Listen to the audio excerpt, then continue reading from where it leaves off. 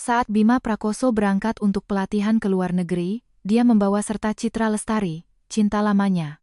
Semua orang di sekitar menasihatiku untuk berlapang dada. Aku berpura-pura tidak tahu.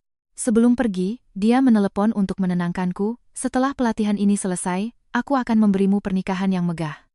Aku hanya tersenyum. Malam itu juga, aku menjual rumah kami dan pergi.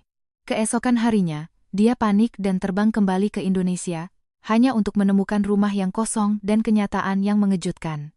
Di hari Bima berangkat pelatihan, dia membawa serta Citra Lestari. Aku adalah orang terakhir yang tahu. Yang lebih konyol adalah, saat aku mengetahuinya, kopernya sudah masuk bagasi. Citra, dengan mengenakan syal kasmir abu-abu biru yang kubelikan untuk Bima, berdiri di depan jendela kaca bandara, tersenyum sambil merapikan kerah kemeja Bima. Rekan kerja Bima mengirim foto di grup WhatsApp dengan keterangan. Pak Bima memimpin tim ke Singapura untuk pelatihan.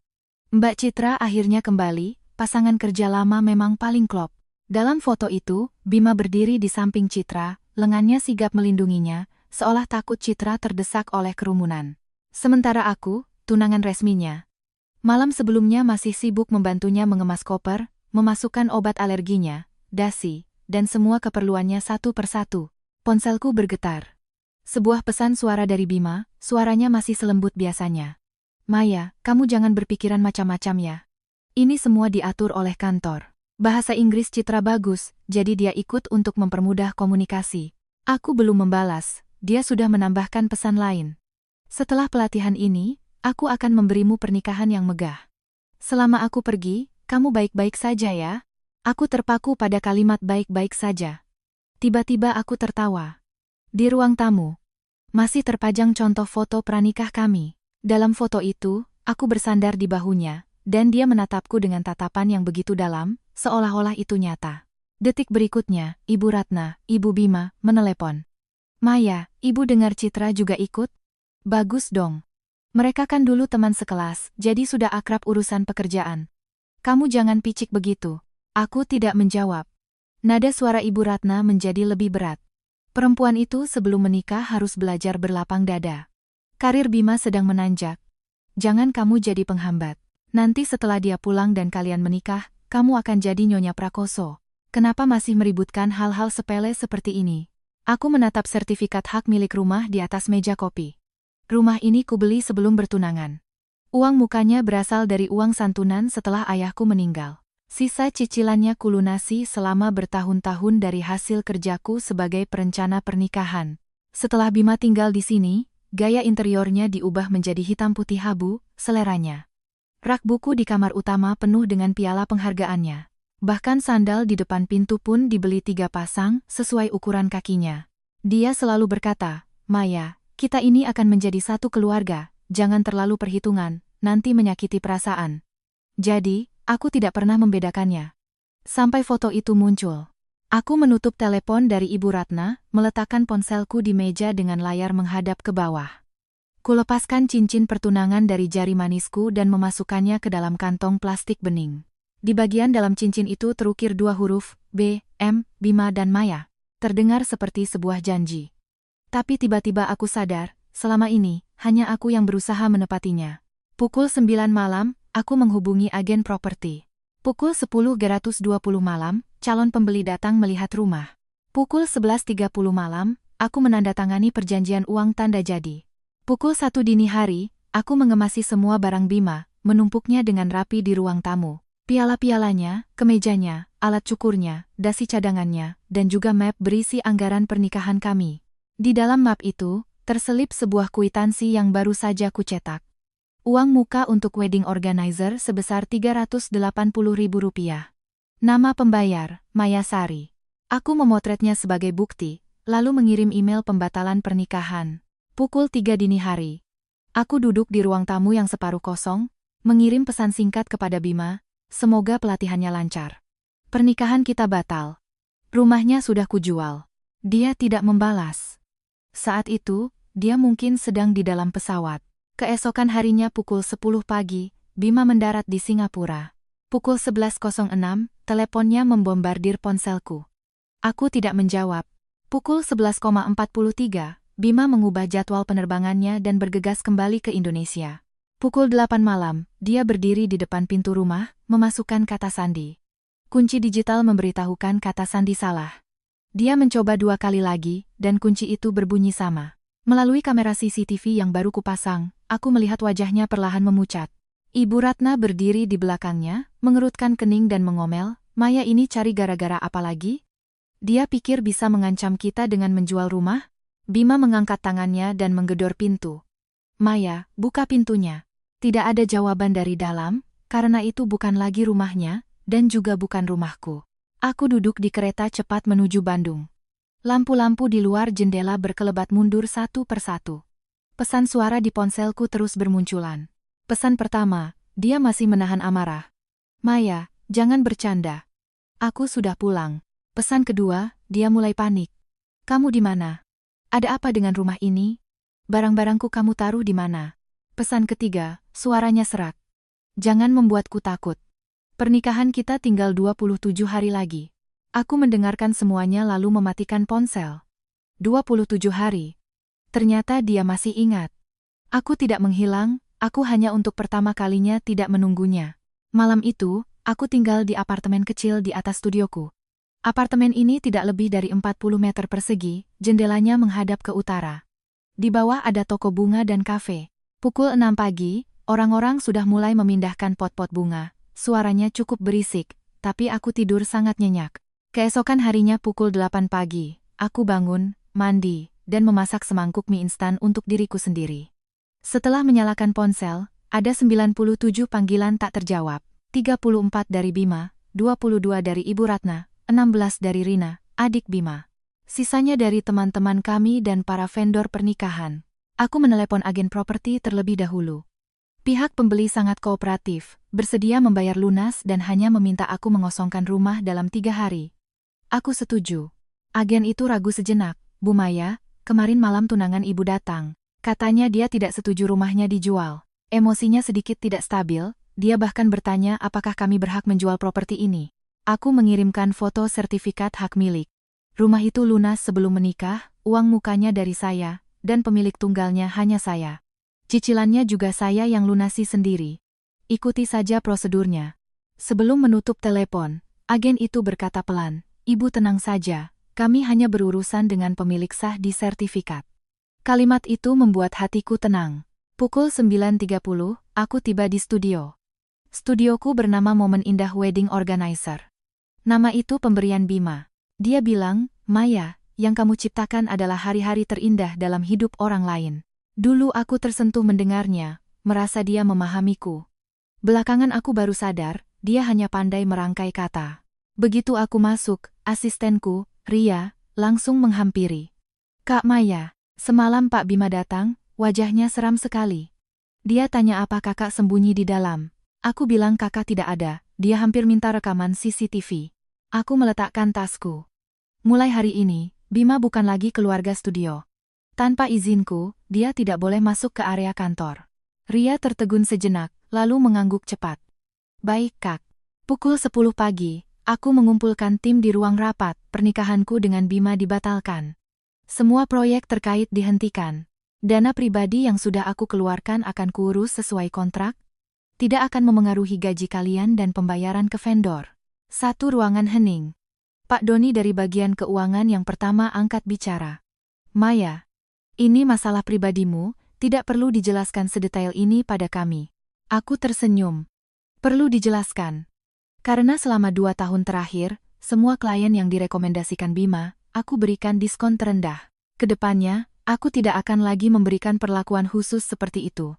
Tika, desainer kami, bertanya pelan, apakah pihak Bima akan membuat masalah? Aku menampilkan sebuah tabel di layar proyektor. "Pasti. Jadi mulai hari ini, semua salinan kontrak, catatan komunikasi, dan bukti pembayaran harus dibuat cadangannya. Siapapun yang bertanya, jawab sesuai kontrak." Selesai bicara, aku membuka file lain. Di dalamnya ada catatan semua sumber daya studioku yang digunakan Bima untuk acara perusahaannya selama setahun terakhir. Dekorasi lokasi, souvenir tamu, fotografer, videografer, MC semuanya aku yang talangi. Dia selalu bilang, "Tolong talangi dulu ya, nanti kalau sudah diganti kantor, aku transfer." Tapi uang penggantian itu tidak pernah datang. Dulu bukannya aku tidak sadar. Hanya saja setiap kali aku akan membahasnya, dia akan memelukku dan berkata, Maya, aku sudah stres sekali. Bisakah kamu tidak terlalu perhitungan soal uang denganku? Dan aku pun diam. Sekarang, aku tidak akan diam lagi. Pukul 12 siang, Bima akhirnya menemukan studioku. Begitu dia masuk, resepsionis mencegatnya. Maaf, Pak Bima. Bu Maya sedang rapat. Bapak tidak punya janji, jadi tidak bisa masuk. Bima mungkin tidak pernah dihadang oleh orang-orang di sekitarku sebelumnya. Wajahnya terlihat sangat kesal. Saya tunangannya.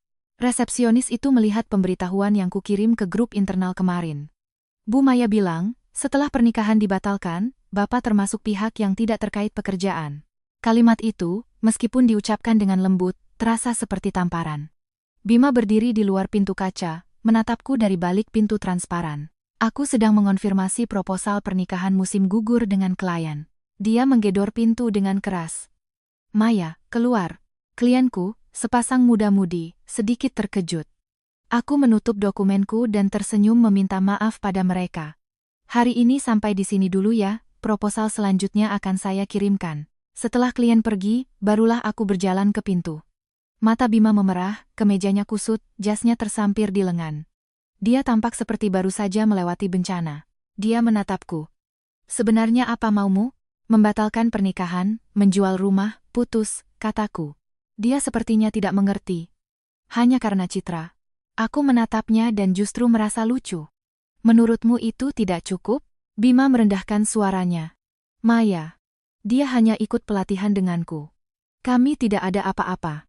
Ada atau tidak, bukan kamu yang menentukan. Lalu siapa? Sebuah foto. Sehelai syal? Saat menyebut syal, matanya berkedip sejenak. Aku menangkapnya. Syal itu milikku. Bima mengerutkan kening. Dia kedinginan, jadi kupinjamkan padanya. Aku mengangguk. Syalku, saat dia kedinginan, boleh dipakai. Rumahku, saat kamu lelah, boleh ditinggali. Uangku, saat kamu butuh, boleh digunakan. Sumber daya pekerjaanku, saat kamu perlu, boleh diambil. Bima, apa kamu sadar, semua hal di sekitarmu yang membuatmu nyaman, pada dasarnya bukan milikmu. Wajahnya akhirnya berubah. Dia berkata dengan suara serak, apa kamu harus mengatakan semuanya dengan begitu menyakitkan? Yang menyakitkan adalah kenyataannya. Dia menatapku, tiba-tiba melunak. Maya, aku benar-benar takut kemarin. Kamu tidak pernah seperti ini. Aku akui, aku salah tidak memberitahumu sebelumnya soal keberangkatanku. Tapi kamu tidak bisa seenaknya menjual rumah tanpa bilang apa-apa. Itu rumah kita. Aku menatap matanya. Pemilik sahnya adalah aku. Kita akan segera menikah. Tidak ada lagi segera. Napasnya tertahan. Saat itu, ponselnya berdering. Layarnya menyala, nama kontak yang tertera, Citra. Aku melirik ke bawah. Bima secara refleks meredupkan layarnya. Tapi Citra segera mengirim pesan WhatsApp. Bima, kamu sudah di tempat Kak Maya? Apa dia masih marah? Perlu aku jelaskan padanya? Kak Maya. Usianya setahun lebih muda dariku, tapi selalu memanggilku, Kak. Dulu aku pikir itu sopan. Sekarang aku merasa itu adalah pengingat. Mengingatkanku bahwa dia bisa berdiri di samping Bima. Dengan nada paling polos, menempatkanku di posisi yang tua, picik, dan tidak dicintai. Bima menyimpan ponselnya. Aku akan jelaskan padanya nanti setelah pulang. Pulang kemana? Tanyaku. Dia terdiam. Aku menjawab untuknya. Pulang ke Singapura untuk melanjutkan pelatihan bersamanya? Atau pulang ke rumah ibumu, menungguku meminta maaf? Suara Bima menjadi dingin. Maya, sudah cukup main-mainnya. Aku mengangguk pelan. Ya, sudah cukup. Aku mengeluarkan selembar daftar dari tasku dan memberikannya. Barang-barang pribadimu sudah dipindahkan ke gudang penyimpanan sementara. Biaya sewanya sudah kubayar untuk 3 hari. Setelah itu, kamu yang lanjutkan. Biaya penggunaan sumber daya studioku selama setahun terakhir sudah kurinci, totalnya Rp468.000. Tolong transfer sebelum akhir bulan. Bima seperti tertusuk. Kamu menghitung uang denganku? Untuk hubungan kita yang sudah 7 tahun, kamu menghitung uang? Aku menyodorkan daftar itu lebih dekat. Justru karena 7 tahun, aku hanya menghitung uang. Bima tidak mengambil daftar itu. Daftar itu jatuh ke lantai. Dia menatapku, untuk pertama kalinya dengan tatapan yang asing. Maya, Apa kamu sudah lama ingin putus? Pertanyaan itu membuatku terdiam selama 2 detik. Apakah aku sudah lama menginginkannya? Mungkin tidak. Aku hanya sudah lama lelah. Lelah sampai saat Bima lupa hari jadi kami, aku akan memesan kue sendiri dan berpura-pura tidak peduli. Lelah saat ibunya berkata ingin tinggal bersama setelah kami menikah, aku akan tersenyum dan berkata bisa didiskusikan. Lelah saat Citra kembali ke Indonesia dan Bima memposting selamat datang kembali, teman lama di media sosial. Aku memberikan like dan mencari alasan untuk diriku sendiri, siapa yang tidak punya masa lalu? Aku tidak tiba-tiba sadar. Aku hanya akhirnya tidak mau lagi berpura-pura tidur. Aku membungkuk, mengambil daftar itu, dan menepuk-nepuk debunya. Bima, jangan membuat kepergianku ini seolah-olah menjadi kesalahanku juga. Wajahnya menegang. Lalu apa yang kamu mau? Aku minta maaf di depan umum? Aku memecat Citra? Aku menghentikan pelatihan? Tidak perlu, kataku. Kamu tidak perlu memperbaikinya, dan aku juga tidak perlu tinggal. Dia seolah terbungkam oleh kalimat itu. Dulu, setiap kali kami bertengkar, ada alur yang sudah pasti. Dia memasang wajah dingin, aku menjelaskan. Dia diam, aku mengalah.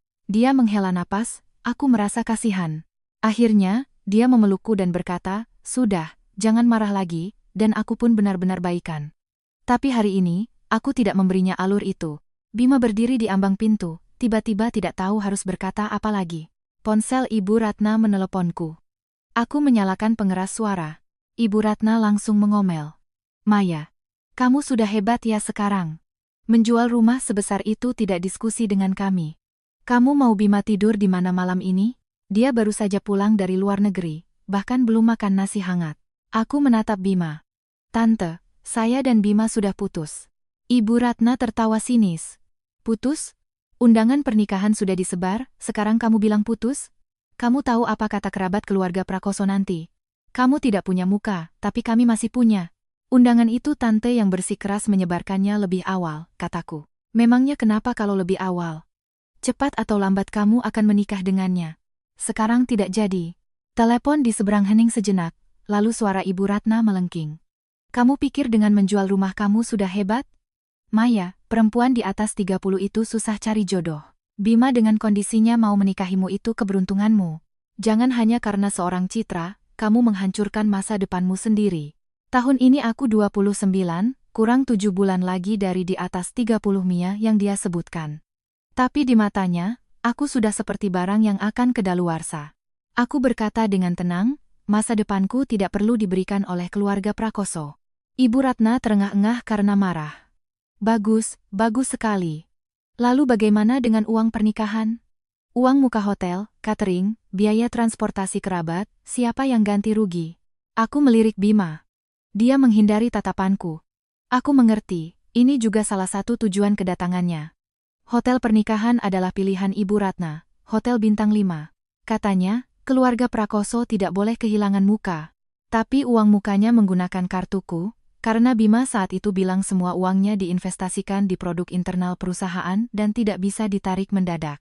Tante, soal uang muka hotel, siapa yang bayar? Apa tante tidak tahu? Tanyaku. Ibu Ratna terdiam sejenak. Kamu yang bayar memangnya kenapa? Kalau kamu menikah dengan Bima, uang itu jadi uang kita bersama. Saya tidak jadi menikah. Aku memotongnya. Hotel akan saya batalkan sesuai kontrak. Berapa yang bisa kembali? Ya segitu. Sisanya akan saya anggap sebagai kerugian pribadi. Tapi biaya yang dikeluarkan keluarga Prakoso untuk mengundang kerabat tidak ada hubungannya dengan saya. Ibu Ratna murka. Berani kamu. Aku mematikan telepon. Bima menatapku. Sekarang kamu bahkan berani menutup telepon ibuku? Iya. Maya, kamu berubah sampai aku tidak mengenalimu lagi. Aku menatapnya, dan berkata-kata demi kata, bagus. Mari kita kenalan lagi. Namaku Maya Sari. Bukan properti milik Bima Prakoso. Ada kilatan keterkejutan di matanya, tapi itu cepat tergantikan oleh amarah. Sekarang kamu bicara keras kepala. Nanti kalau sudah tenang, kamu akan menyesal. Itu juga urusanku. Dia tidak bisa membujukku, lalu berbalik pergi. Sebelum pergi, dia melemparkan satu kalimat, aku beri kamu waktu 3 hari. 3 hari lagi, kita duduk dan bicara baik-baik, pernikahan tidak bisa dibatalkan. Pintu kembali tertutup. Ria mengintip dari meja resepsionis. Kak Maya, kakak baik-baik saja? Aku tersenyum. Sangat baik. Tapi malam itu, saat kembali ke apartemen kecilku, aku duduk di tepi tempat tidur dan termenung lama. Bukan karena merindukan Bima, tapi merindukan diriku yang dulu, yang terus-menerus mengalah demi hubungan ini. Aku membuka laptop, menyusun daftar pembatalan pernikahan. Hotel, gaun pengantin, fotografer, MC, souvenir, setiap item di baliknya adalah hasil kerja kerasku. Gaun pengantin yang kupilih untuk diriku sendiri masih tergantung di butik. Hari itu, saat mencoba gaun, Bima terlambat 2 jam. Kalimat pertamanya saat tiba bukan memujiku cantik, tapi, Citra baru kembali ke Indonesia, serah terima pekerjaannya agak kacau, jadi aku antar dia ke hotel. Hari itu, aku berdiri di depan cermin, mengenakan gaun putih, mendengarkannya bercerita tentang koper wanita lain yang hilang, kamarnya yang bocor, dan takut gelap di malam hari. Staf butik dengan canggung berbalik untuk merapikan tudung kepalaku, sementara aku masih tersenyum dan berkata, "Tidak apa-apa, pekerjaan lebih penting." Mengingat itu, aku membuka kontrak butik gaun pengantin. Syarat pengembalian dananya sangat ketat. Gaun yang dibuat khusus hanya bisa dikembalikan 30%. Aku menatap angka itu, jari-jariku berhenti. Saat itu, sebuah nomor tak dikenal menelepon. Aku mengangkatnya. "Kak Maya, ini aku, Citra," kata suara lembut di seberang. Aku tidak menjawab. Dia menghela napas pelan. "Bima sudah cerita semuanya padaku. Aku benar-benar minta maaf. Aku tidak menyangka kakak akan begitu keberatan. Kamu ada perlu apa?" Aku hanya ingin menjelaskan. Daftar nama untuk pelatihan itu ditentukan oleh perusahaan, bukan Bima yang sengaja membawaku. Dulu kami memang dekat, tapi itu semua masa lalu. Kalian akan segera menikah, aku tidak akan merusak hubungan kalian. Dia berbicara dengan sangat manis, tapi di latar belakang terdengar pengumuman boarding pesawat. Aku melihat jam. Bima sudah kembali ke Indonesia, tapi Citra masih di bandara. Dia tidak tinggal di Singapura untuk pelatihan. Dia juga kembali. "Kamu di mana?" tanyaku. Dia terdiam sejenak. "Di bandara." "Mau kemana?" Dia tertawa kecil. "Kak Maya, pertanyaanmu seperti sedang menginterogasi." Aku tidak menimpali. Dia terpaksa melanjutkan, "Bima bilang kondisinya sedang tidak baik. Aku khawatir, jadi aku kembali untuk melihatnya." Aku tertawa. "Bukannya kamu tidak akan merusak hubungan kami?" Suara Citra merendah. "Hubungan itu tidak bisa dipertahankan hanya dengan mengusir orang lain, Kak Maya. Kakak sudah bersama Bima bertahun-tahun, seharusnya lebih tahu dariku. Dia paling tidak suka dipaksa. Jadi, jangan melakukan hal yang berlebihan. Semakin besar keributan yang kakak buat, semakin dia akan teringat masa lalu di mana aku tidak pernah memaksanya." Dia akhirnya menunjukkan tujuannya. Bukan untuk menjelaskan, tapi untuk mengingatkanku. Mengingatkanku bahwa aku kurang elegan. Aku menatap lampu-lampu yang menyala di gedung seberang jendela dan tiba-tiba bertanya, "Citra, kenapa kamu kembali?" Dia terdiam beberapa detik. "Sudah kubilang, aku khawatir pada Bima." "Maksudku, kenapa kembali ke Indonesia? Bukankah kamu sudah ke Inggris 5 tahun yang lalu?" Telepon di seberang benar-benar hening. Aku melanjutkan. "Hari pertama kamu kembali, kamu masuk ke perusahaan Bima. Hari kedua, kamu mendapatkan tempat di daftar pelatihan departemennya. Hari ketiga, kamu memakai syalku dan pergi ke luar negeri bersamanya. Gerakanmu begitu cepat, sepertinya bukan hanya untuk reuni." Senyum dalam suara Citra memudar. "Kak Maya terlalu banyak berpikir. Semoga saja." Aku menutup telepon, lalu membuka situs web perusahaan Bima. Nama Citra Lestari tercantum dalam tim proyek pengembangan luar negeri yang baru dibentuk, sebagai konsultan merek. Kepala proyek, Bima Prakoso. Aku menatap 4 kata itu. Benang merah di kepalaku akhirnya terhubung. Ternyata yang dia inginkan bukan hanya Bima, tapi juga proyek di tangannya. Setelah Citra kembali, semuanya menjadi menarik. Hari ketiga, pagi harinya, aku menerima pesan dari Bima berisi lokasi sebuah ruang rapat. Jam 3 sore, datang ke kafe di bawah kantorku. "Kita selesaikan masalah ini." Awalnya aku tidak mau pergi, tapi dia segera mengirim pesan kedua.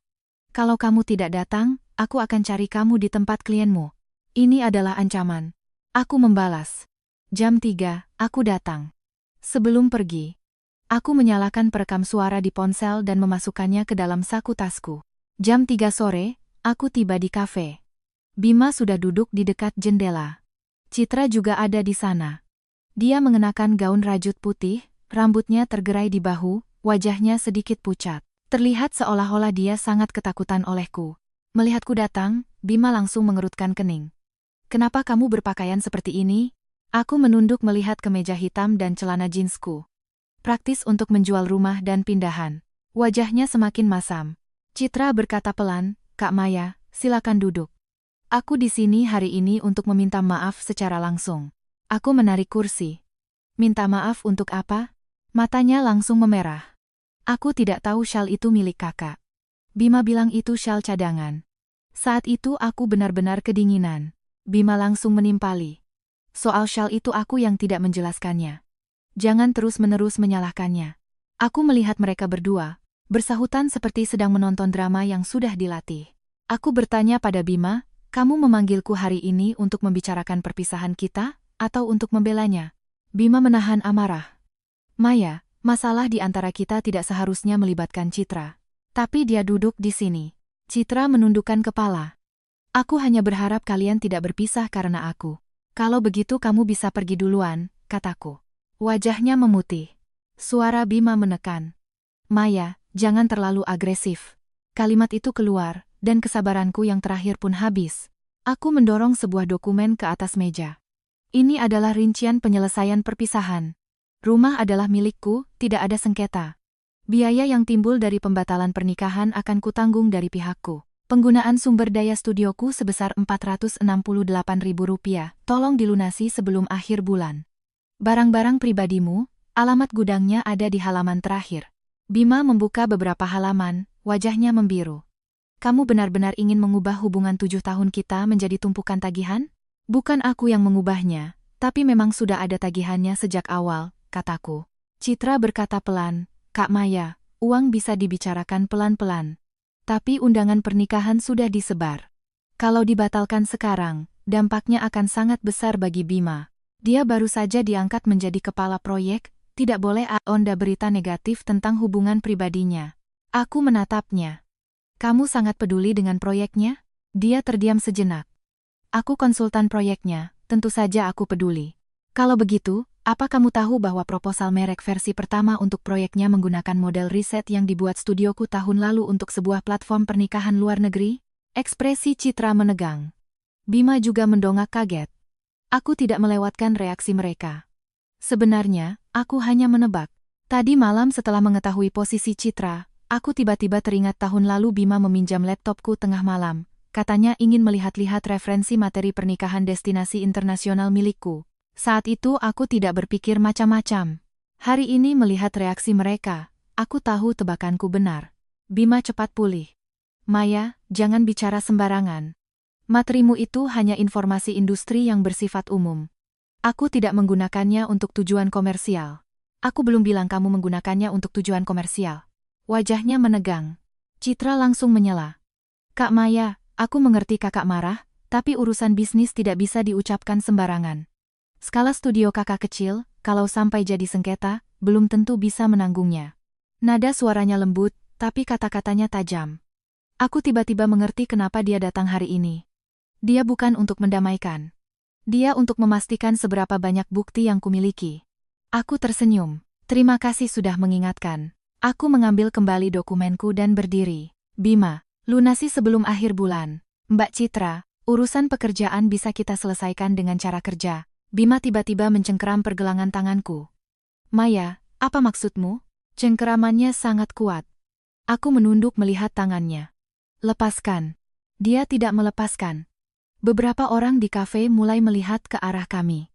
Citra bangkit, seolah ingin melerai tapi tidak benar-benar maju. Aku mengangkat tanganku yang lain dan mengeluarkan ponsel. Di layar, waktu perekaman sudah menunjukkan 27 menit. Tangan Bima langsung terlepas. Jangan mengancamku lagi, kataku. Saat meninggalkan kafe, aku mendengar Citra berkata pelan, Bima, apa dia sudah mempersiapkan ini sejak lama? Bima tidak menjawab.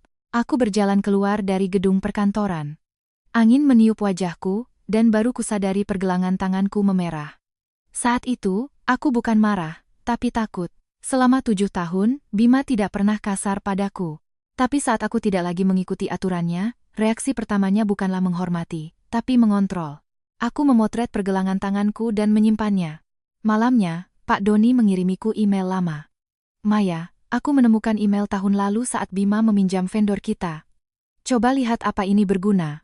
Dalam email itu, Bima menggunakan alamat email perusahaannya untuk menghubungi tim fotograferku, meminta mereka membuat video promosi singkat untuk proyek pengembangan luar negeri. Tanda tangannya adalah Bima, tapi biayanya dibebankan ke akun studioku.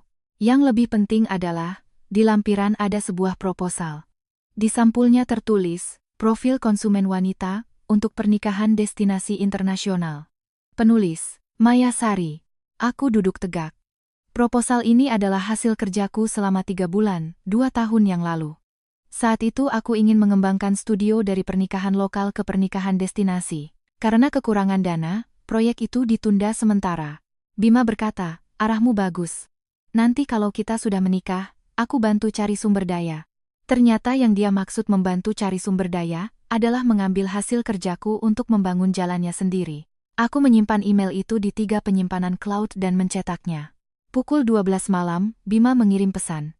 Hari ini aku terlalu emosional. Pergelangan tanganmu tidak apa-apa? 5 menit kemudian, pesan lain datang, Maya.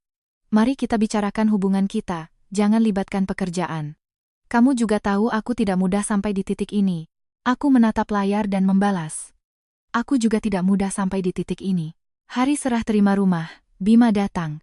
Dia berpakaian sangat formal, setelan hitam, dasi abu-abu, rambutnya ditata rapi. Seperti datang untuk menandatangani kontrak atau menghadiri pemakaman. Ibu Ratna dan Rina juga datang. Begitu masuk ke kantor pertanahan, Ibu Ratna langsung memasang wajah masam. Maya, kalau kamu menyesal sekarang masih ada waktu. Rumah kalau sudah dijual, susah beli lagi.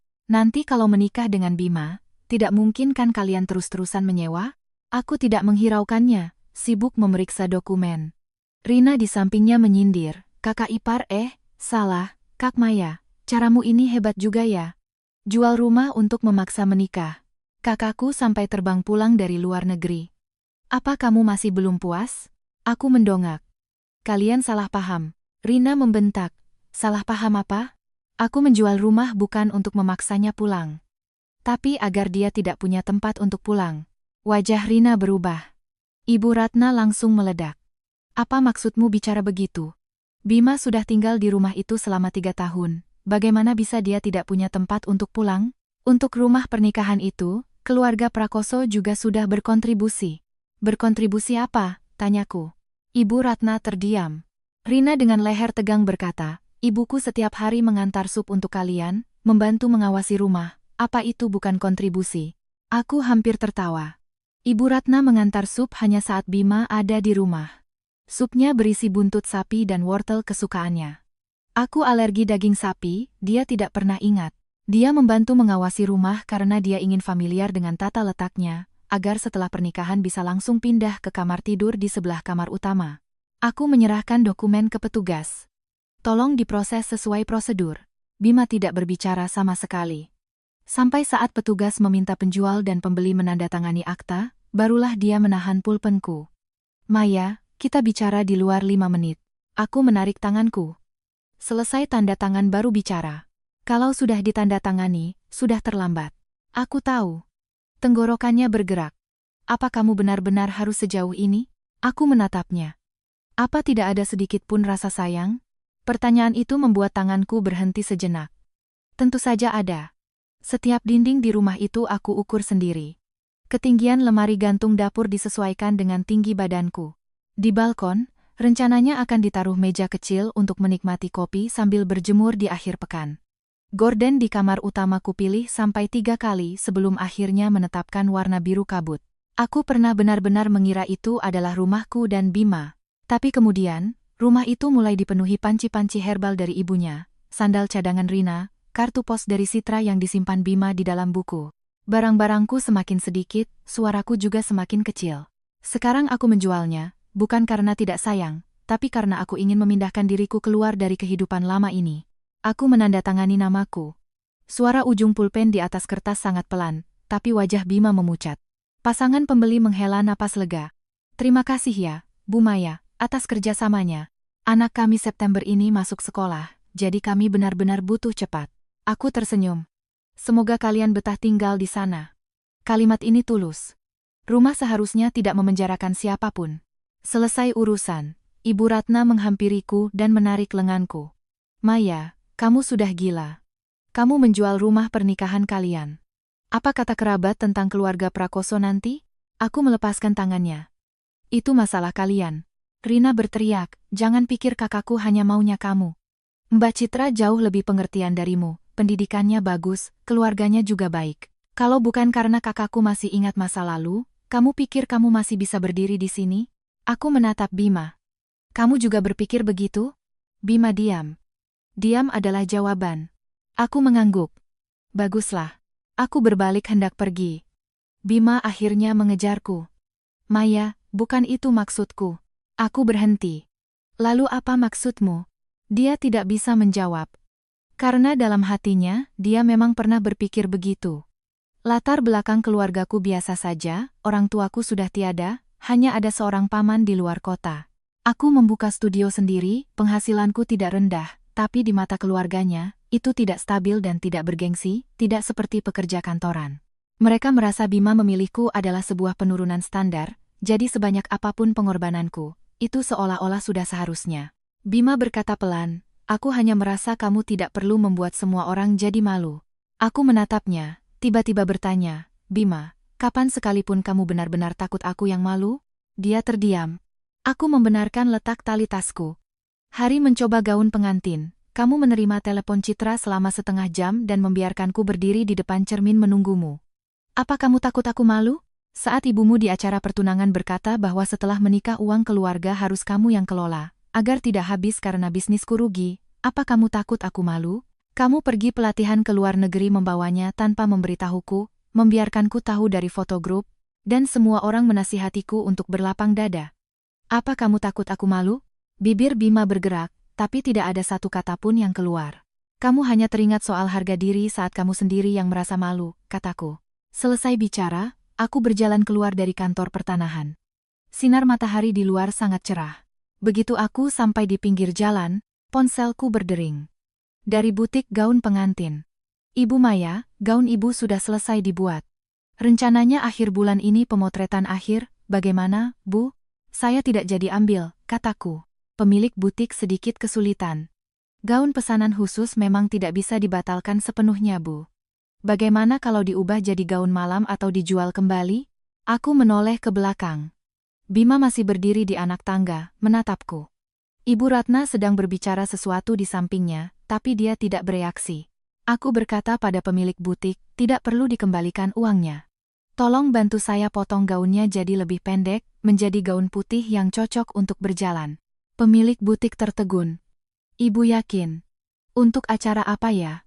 Agar desainer kami bisa menyesuaikannya. Aku berpikir sejenak. Untuk merayakan awalku yang baru. Serangan balik dari Bima datang lebih cepat dari yang kuduga. 3 hari setelah serah terima rumah, studioku berturut-turut menerima pembatalan dari 3 klien. Alasannya mirip. Ada keperluan mendadak di rumah, anggaran berubah, mau pikir-pikir lagi. Jika hanya pembatalan, aku tidak akan curiga. Tapi salah satu klien diam-diam mengirimkan tangkapan layar kepada Ria. Di dalamnya, sebuah akun anonim di grup persiapan pernikahan lokal menyebarkan gosip. Pemilik momen indah wedding organizer punya masalah pribadi, menjual rumah pernikahan sebelum hari H untuk memaksa tunangannya, sepertinya cemburu buta pada rekan kerja si pria. Orang yang pernikahannya sendiri berantakan, kok bisa dipercaya mengurus pernikahan orang? Hati-hati memilih. Di bawahnya, ada yang menimpali. Aku juga dengar begitu. Katanya temperamennya buruk. Orang yang emosinya tidak stabil begini bahaya kalau mengurus pernikahan, bisa bawa sial. Pak Bima kan orangnya baik ya, di kantor kami reputasinya bagus. Aku melihat tangkapan layar itu tanpa langsung marah. Karena aku tahu, kata-kata seperti ini kalau bukan ditulis oleh Citra, pasti oleh Rina. Mereka sangat paham cara paling efektif untuk menyakiti perempuan lain. Bukan dengan mengataimu jahat, tapi dengan menyebutmu tidak stabil. Bukan dengan mengatakan kamu salah, tapi dengan mengatakan kamu membawa sial. Sore harinya, Bima menelepon. Aku mengangkat. Kalimat pertamanya, yang di internet itu bukan aku yang buat. Aku belum bertanya, kataku. Dia terdiam sejenak. Aku tahu kamu akan curiga padaku. Lalu kenapa kamu menelepon? Suaranya merendah. Maya, kalau ini terus menyebar, Tidak baik untuk reputasi studiomu. Kita bisa membuat pernyataan bersama, bilang bahwa pernikahan kita hanya ditunda, bukan dibatalkan. Aku tertawa. Lalu, kita tenangkan klien dulu. Setelah gosipnya reda, baru kita bicara lagi. Bicara apa? Bicara tentang kita? Aku memejamkan mata. Bima, kamu bukan ingin membantuku menenangkan klien, kamu ingin menenangkan dirimu sendiri. Dia diam. Aku melanjutkan. Proyek luar negeri perusahaanmu sebentar lagi akan dievaluasi internal, kan? Kepala proyek yang menjelang pernikahan membuat skandal sebesar ini, tidak baik untukmu. Napas di seberang telepon terdengar lebih berat. Kamu menyelidikiku? Informasi publik. Suara Bima menjadi dingin. Maya, jangan keterlaluan. Aku akui caraku menangani masalah citra kurang tepat, tapi kamu juga tidak bersih. Selama bertahun-tahun ini, berapa banyak klien yang didapat studiomu dari rekomendasiku? Kalau dihitung-hitung, kamu berutang budi padaku. Aku menggenggam ponsel erat-erat, ini langkah keduanya. Pertama memfitnah, lalu menawarkan syarat. Jika syarat tidak diterima, bantuan di masa lalu diubah menjadi utang. Kamu mau bagaimana? Tanyaku. Keluarkan pernyataan bahwa kita tidak putus, hanya menunda pernikahan. Semua tagihan dan biaya itu kita tunda dulu pembahasannya. Kalau aku tidak mau, suara Bima sangat pelan. Maya, kamu tahu aku tidak ingin menyakitimu. Aku tertawa kecil. Kalimat ini biasanya diucapkan saat seseorang bersiap untuk menyakiti orang lain. Setelah menutup telepon, aku melaporkan semua tangkapan layar itu ke pihak platform dan menghubungi teman pengacaraku, Sandra. Sandra bukan pengacara serba bisa, dia teman sekamarku waktu kuliah. Setelah lulus, dia fokus pada sengketa perdata dan bisnis. Dulu dia sudah berkali-kali menasihatiku, Maya, urusan uang antara kamu dan Bima sebaiknya dipisahkan dengan jelas. Dulu aku tidak mendengarkan. Sekarang akhirnya aku mendengarkan. Setelah melihat materinya, kalimat pertama Sandra adalah, kamu harus siap mental. Klarifikasi gosip seperti ini tidak sulit, tapi prosesnya mengesalkan. Tujuan lawan bukan untuk menang, tapi untuk membuatmu lelah. Aku tahu, kataku. Buktimu cukup. Untuk masalah hubungan pribadi, cukup.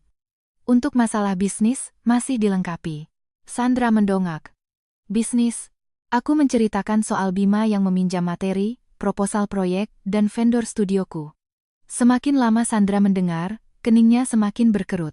Kalau dia hanya menjadikannya referensi, akan sulit dituntut.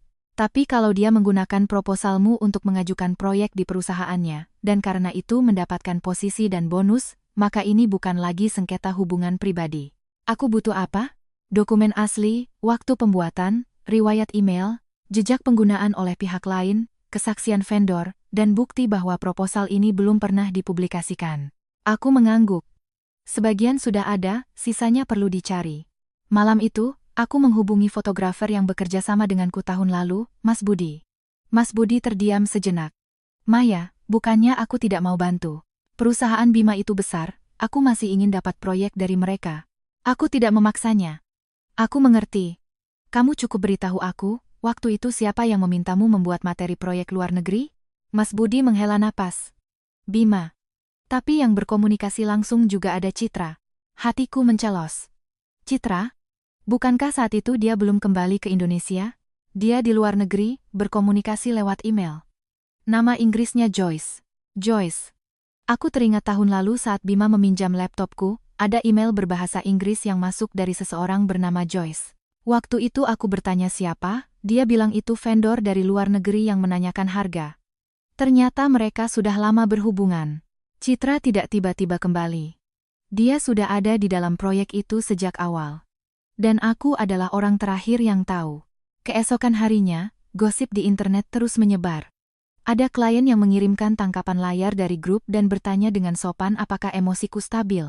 Aku tidak banyak menjelaskan, hanya mengirimkan portofolio studio, jaminan kontrak, dan struktur tim proyek. Klien yang bisa bertahan, akan bertahan. Yang tidak, aku tidak memaksa. Tapi pukul 3 sore, sepasang calon pengantin yang sudah menandatangani kontrak datang ke studio. Calon pengantin wanita matanya merah. Bu Maya. Maaf. Orang tua kami melihat berita di grup dan bersikeras agar kami ganti tim. Kami juga tidak bisa berbuat apa-apa. Aku menuangkan segelas air untuknya. Tidak apa-apa, kita ikuti saja prosedur di kontrak. Calon pengantin wanita menunduk. Tapi pernikahan kami tinggal 20 hari lagi, ganti tim akan sangat merepotkan. Calon pengantin pria sedikit canggung. Kami juga tahu hasil kerja kalian bagus.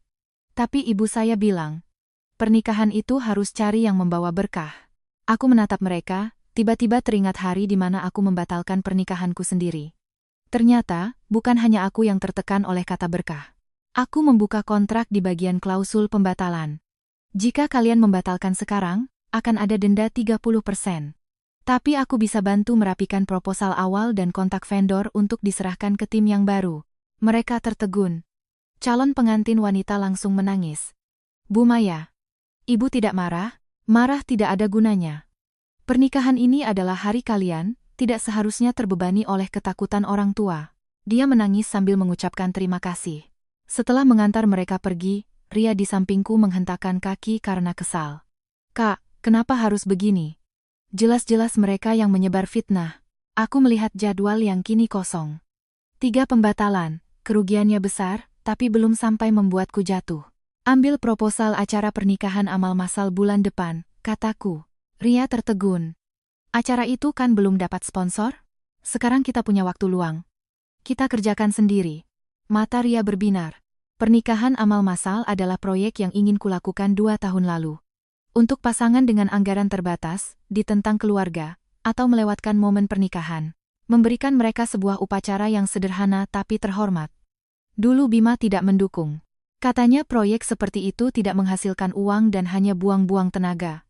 Dulu aku mendengarkannya. Sekarang tidak lagi. Malamnya, aku memposting pengumuman di akun media sosial studio. Momen Indah Wedding Organizer akan mengadakan sebuah acara pernikahan amal massal akhir bulan ini. Kami mencari 6 pasangan calon pengantin. Syaratnya hanya 1.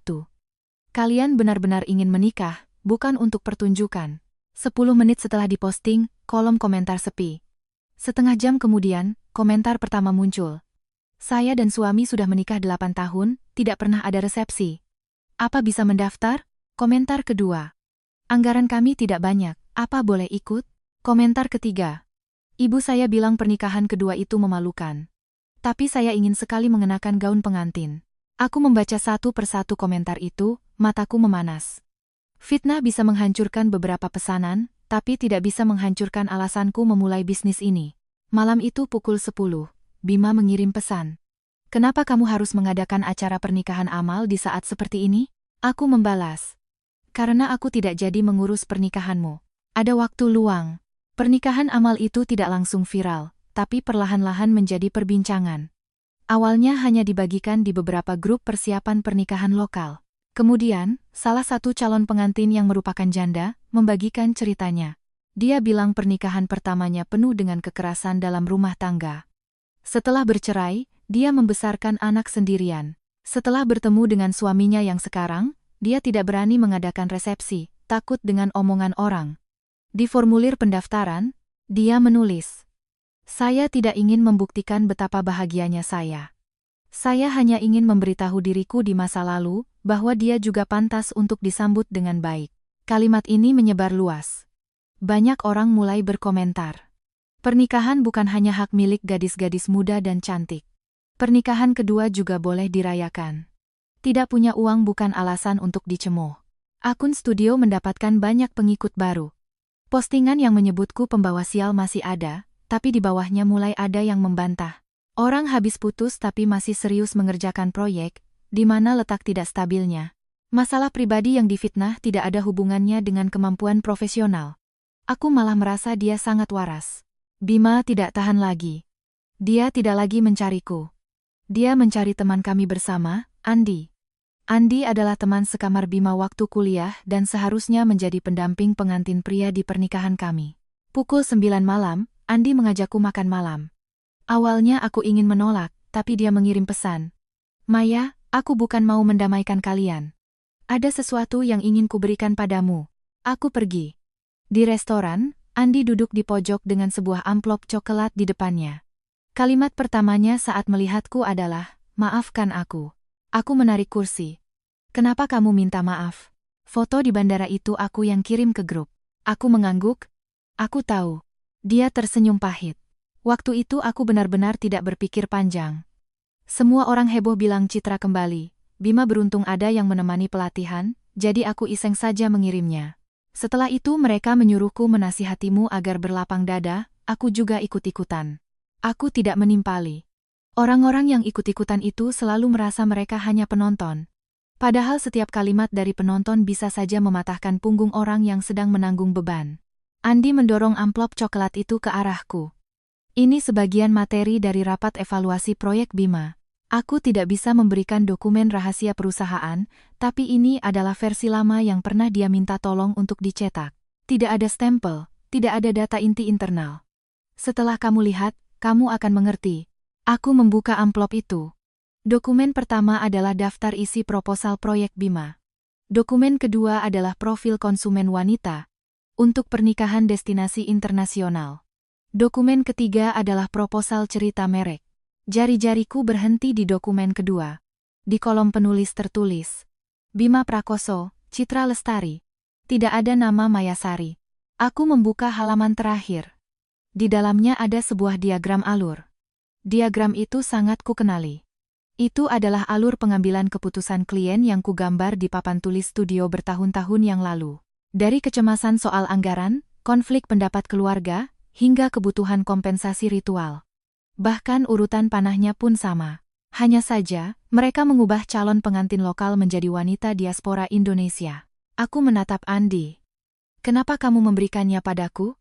Andi terdiam sejenak. Karena kemarin Bima memintaku mencari orang untuk menyebar gosip bahwa kamu memanfaatkan perpisahan untuk promosi pernikahan Amal, membangun citra wanita mandiri, padahal sebenarnya kamu menerima suap dari vendor. Hatiku dingin. Andi melanjutkan, aku menolaknya. Dia bilang aku tidak mengerti, bilang kamu sekarang bukan lagi Maya yang dulu. Kalau tidak ditekan, proyeknya akan terhambat olehmu. Aku mengepalkan tangan. Jadi dia bersiap untuk terus memfitnahku. Apa Citra tahu? Ekspresi Andi rumit. Idenya mungkin justru dari dia.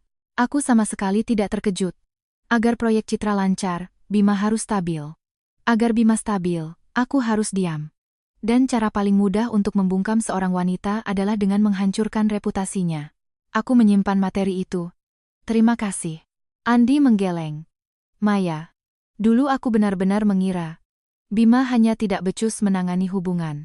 Sekarang aku lihat, dia sudah terbiasa kamu yang menanggung semuanya untuknya. Kalimat itu lebih menyakitkan daripada makian, karena sangat akurat. Selesai makan, aku kembali ke studio untuk lembur. Sandra datang untuk melihat materi yang baru kudapat. Matanya berbinar. Ini sangat berguna. Dokumen proyek ini menggunakan struktur orisinalmu, dan namamu tidak dicantumkan sebagai penulis. Meskipun belum bisa langsung disebut plagiarisme, setidaknya kita bisa mengirim surat ke Departemen Kepatuhan perusahaannya, meminta penjelasan sumbernya. Apa itu tidak akan membuatnya semakin nekat? Tanyaku. Pasti. Tapi kalau kamu tidak mengirimnya, dia akan terus menyerangmu. Kalau begitu, kirim. Sandra menatapku. Kamu yakin? Begitu masuk ke ranah perusahaan, Bima mungkin akan lebih kejam. Dia sudah lebih kejam, kataku. Keesokan paginya, surat dari pengacara dikirim ke perusahaan Bima. Bersamaan dengan itu, aku merilis pengumuman melalui akun studio.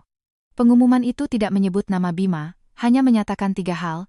Studio kami baru-baru ini menjadi korban fitnah anonim yang jahat, dan kami telah mengumpulkan bukti. Semua proyek klien berjalan sesuai kontrak dan terbuka untuk diawasi. Momen indah wedding organizer tidak pernah mencari perhatian dengan merendahkan status pernikahan manapun. Pernikahan Amal ini tidak menerima spekulasi jahat. Di bawah pengumuman itu, aku melampirkan kutipan dari salah satu calon pengantin dengan izin. Saya di sini bukan untuk membuktikan pernikahan saya baik. Saya di sini untuk mengembalikan kehormatan yang tertunda pada diri saya sendiri. Kolom komentar untuk pertama kalinya berpihak padaku. Tapi Bima segera membalas. Pukul 5 sore, dia memposting sesuatu di media sosialnya. Hubungan 7 tahun berakhir sampai di sini, sangat disayangkan. Semoga semua tidak terpengaruh oleh informasi sepihak. Saya tidak merasa bersalah. Fotonya adalah foto lama. Aku dan dia saat peresmian studio, berdiri di depan pintu menggunting pita. Di foto itu, aku tersenyum sangat bahagia. Setengah jam kemudian, Citra memberikan like dan berkomentar. Yang bersih akan tetap bersih. Jangan biarkan masa lalu menyakiti masa kini. Orang yang bekerja keras. Komentar ini dengan cepat menyebar. Orang-orang mulai bertanya, jadi Maya benar-benar balas dendam pada mantan? Aku melihat postingan itu, dadaku sesak. Bima sangat pintar. Dia tidak memakiku. Dia menempatkan dirinya sebagai korban. Dia tahu apa yang paling kutakuti. Aku paling takut orang lain berkata bahwa semua usahaku selama ini sia-sia. Tapi kali ini, aku tidak menjelaskan. Aku membuka laptop dan mengedit sebuah rekaman CCTV. Itu adalah rekaman 3 hari sebelum studio dibuka. Bima berdiri di lokasi renovasi, berkata kepada vendor, biayanya catat atas nama Maya saja. Nanti aku rekomendasikan klien ke kalian. Hari itu, aku sedang merapikan bunga di ruangan dalam. CCTV merekam suaranya. Dulu aku menyimpan rekaman itu untuk mengantisipasi sengketa renovasi. Tidak kusangka, bukti pertama yang benar-benar berguna datang dari sudut masa lalu yang kuabaikan. Aku memberikan video itu kepada Sandra. Setelah menontonnya, dia berkata, jangan diposting dulu. Kenapa? Tunggu balasan dari perusahaannya. Gunakan bukti ini di saat yang paling tepat. Aku mengangguk. Malam itu, aku tidak bisa tidur nyenyak. Pukul 2 dini hari, Bima mengirimiku sebuah foto. Foto gaun putihku yang sudah dipotong pendek. Dia berdiri di luar butik, memotret gaun yang digantung oleh staf. Pesan berikutnya muncul. Maya, kamu bahkan mengubah gaun pengantin kita. Aku menatap layar tanpa membalas. Dia mengirim pesan lagi. Apa kamu benar-benar ingin mengubah semua tentang kita? Aku menghela napas pelan. Bukan mengubah, tapi mengambil kembali. Saat persiapan pernikahan Amal memasuki minggu terakhir, perusahaan Bima memberikan balasan. Sangat formal. Mereka mengatakan proyek pengembangan luar negeri memang dipimpin oleh Bima. Sumber materi proyek akan diselidiki secara internal, dan mereka meminta pihakku memberikan bukti penciptaan asli. Sandra memintaku menyiapkan 3 jenis materi. File asli di komputer, riwayat versi di penyimpanan cloud, dan catatan diskusi tim. Kukira ini tidak akan sulit, tapi saat aku membuka hard disk eksternal, aku menemukan folder yang paling krusial telah hilang. Bukan terhapus, tapi seluruh foldernya dikosongkan. Aku menatap layar, jari-jariku terasa dingin. Hard disk itu selalu kusimpan di laci ruang kerja di rumah. Bima tahu letaknya. Karena tahun lalu saat dia meminjam laptopku, aku juga memberikan hard disk itu padanya. Aku menelepon Sandra. File aslinya hilang. Sandra terdiam 2 detik. Tenang dulu. Cloud? Di cloud ada versi ekspor, tapi tidak ada riwayat editnya. Computer Studio? Aku mencari. Aku hampir membongkar semua komputer lama di studio, hanya menemukan beberapa versi tengah, tanpa waktu pembuatan paling awal. Sore harinya, Ria tiba-tiba teringat. Kak, dulu kakak kan pernah menggambar alur kerjanya dengan tangan. Terus difoto dan dikirim ke grup untuk minta masukan. Aku segera membuka grup kerja 2 tahun yang lalu. Pesannya terlalu banyak, jariku pegal menggulir ke atas. Akhirnya, pada pukul 1.17 dini hari, aku menemukan foto itu. Di papan tulis, terpampang alur keputusan klien yang kutulis tangan. Tanggalnya jelas. Di foto itu juga ada separuh tanganku. Mengenakan gelang benang merah yang dibuatkan bibiku setelah ayahku meninggal. Aku mengirimkan tangkapan layar itu ke Sandra. Dia cepat membalas. Berguna. Lanjutkan mencari. Tapi saat itu juga, kabar buruk lain datang. Pusat kesenian yang seharusnya menyediakan tempat untuk pernikahan Amal tiba-tiba memberitahu kami bahwa ada inspeksi keselamatan kebakaran, jadi tempat tidak bisa digunakan. Tinggal 5 hari lagi sebelum acara. Ria panik sampai matanya merah. Kak, bagaimana ini? Keenam pasangan sudah memberitahu keluarga dan teman-teman mereka. Aku menelepon manajer pusat kesenian. Pihak sana berbicara dengan ragu-ragu, hanya meminta maaf. Aku bertanya, ini inspeksi kebakaran, atau ada yang menitip pesan? Dia diam. Aku mengerti. Setelah menutup telepon, aku duduk di ruang rapat, untuk pertama kalinya merasa tenagaku terkuras. Pembatalan klien, fitnah, bukti yang hilang, tempat yang dibatalkan. Bima dan Citra, tidak hanya diam menunggu diserang. Mereka benar-benar sedang menghancurkan jalanku. Dan mereka tahu apa yang paling kupedulikan. Aku bisa saja tidak jadi menikah, tapi aku tidak bisa membiarkan keenam pasangan itu kecewa lagi. Malamnya, aku pergi sendirian ke lokasi yang seharusnya. Di depan pintu pusat kesenian tertempel pengumuman perawatan internal. Lampu di balik pintu kaca masih menyala. Sama sekali tidak terlihat seperti sedang ada inspeksi. Aku berdiri di depan pintu dan menelepon Bima. Dia cepat mengangkat. Maya, tempat acara, apa kamu yang menyuruh membatalkannya? Tanyaku. Dia tidak langsung menyangkal. Itu sudah cukup. Sesaat kemudian dia berkata, aku hanya mengingatkan mereka bahwa bekerja sama denganmu saat ini berisiko karena ada isu negatif. Aku tertawa sinis. Perhatian sekali pengingat darimu.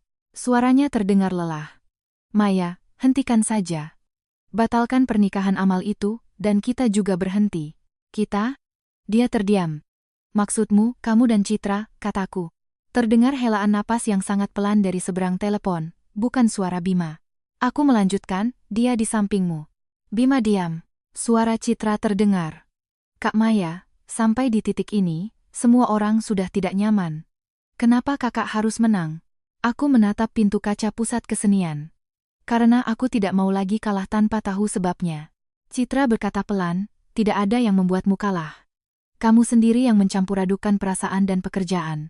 Kalau saja dulu kakak menikah dengan tenang, proyek Bima berhasil, kakak juga akan ikut merasakan manfaatnya. Kalimat itu membuatku tiba-tiba mengerti titik balik terbesarnya.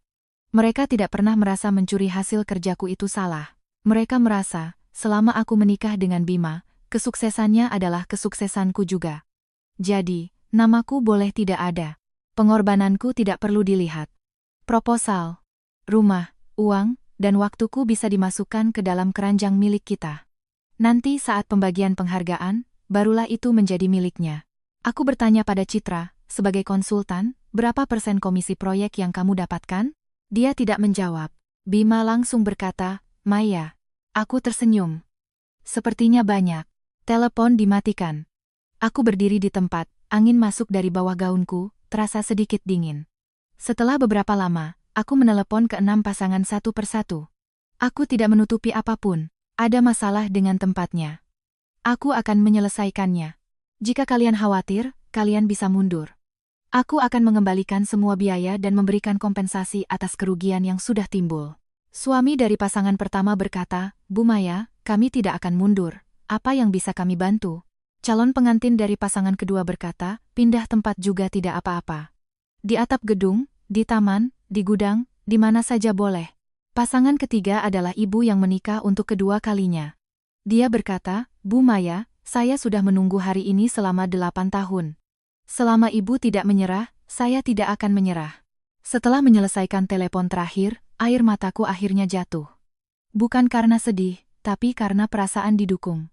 Malam itu, aku menemukan lokasi baru. Bukan hotel, bukan pusat kesenian.